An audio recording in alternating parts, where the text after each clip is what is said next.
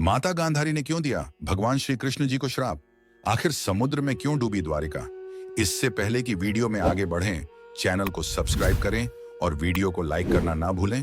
जय श्री कृष्ण दोस्तों। महाभारत की कथा में जिन सशक्त महिलाओं का उल्लेख मिलता है, उनमें गांधारी का नाम प्रमुख है। गांधारी राजा धृतराष्ट्र की पत्नी और दुर्योधन की माता थी।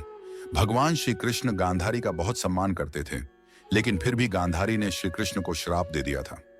जब महाभारत का युद्ध समाप्त हुआ तो गांधारी ने अपने 100 पुत्रों को मृत अवस्था में देखकर गहरा शोक व्यक्त किया। उनके दुख और आक्रोश का कोई ठिकाना नहीं था। भगवान श्री कृष्ण उनके दुख को सांत्वना देने के लिए पहुंचे, लेकिन गांधारी के मन में क्रोध भरा हुआ था। उन्होंने कहा, हे केशव, यदि तुम चाहते तो इस महायुद्ध को रोक सकते थे, किंतु तुमने ऐसा नहीं किया। मेरे पुत्रों का संहार मेरी आंखों के सामने हुआ। अब मैं तुम्हें श्राप देती हूं कि जिस प्रकार मेरा कुल नष्ट हुआ, उसी प्रकार तुम्हारा यदुवंश भी आपसी युद्ध में विनष्ट होगा। जैसे हस्तिनापुर शोक में डूबा है, वैसे ही द्वारका भी समुद्र में समा जाएगी। गांधारी के श्राप को सुनकर श्री कृष्ण ने मुस्कुराते हुए स्वीकार किया और कहा, माता, आपका श्राप अवश्य पूरा होगा। यह विधि का विधान है।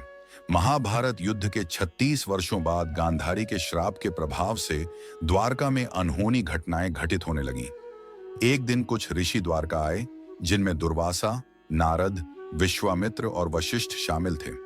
श्री कृष्ण के पुत्र सांब ने अपने मित्रों के साथ मिलकर एक शरारत की।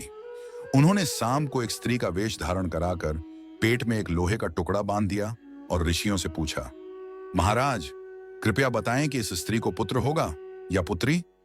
ऋषियों ने ध्यान लगाकर देखा कि यह केवल एक छलावा था, जिससे वे बहुत क्रोधित हुए। दुर्वासा ऋषि ने श्राप दिया, ये लोहे का टुकड़ा तुम्हारे कुल के विनाश का कारण बनेगा। ये सुनकर सभी यदुवंशी भयभीत हो गए और उन्होंने उस लोहे के टुकड़े को पीसकर समुद्र में फेंक दिया। हालांकि एक छोटा टुकड़ा बच गया, जिसे एक मछली ने निगल लिया। बाद में वह मछली एक बहेलिये के जाल में फंसी, जिसने उस लोहे के टुकड़े से एक बाण बना लिया। कुछ समय बाद एक दिन यदुवंशी समुद्र तट पर एकत्र होकर मस्ती कर रहे थे। तभी उनमें आपसी विवाद हो गया और वे क्रोध में आकर समुद्र किनारे उगी घास को तोड़कर एक दूसरे पर प्रहार करने लगे। वे नहीं जानते थे कि वह घास उसी लोहे के टुकड़े से उत्पन्न हुई थी, जिसे उन्होंने समुद्र में फेंका था। धीरे धीरे सभी यदुवंशी आपसी संघर्ष में मारे गए। यह देखकर बलराम ने गहरे शोक में समुद्र तट पर ही योग द्वारा अपना शरीर त्याग दिया। भगवान श्री कृष्ण यह सब देखकर अत्यंत दुखी हुए और जंगल की ओर चले गए। वहां एक वृक्ष के नीचे विश्राम करते हुए उन्होंने अपनी लीला समाप्त करने का निश्चय किया।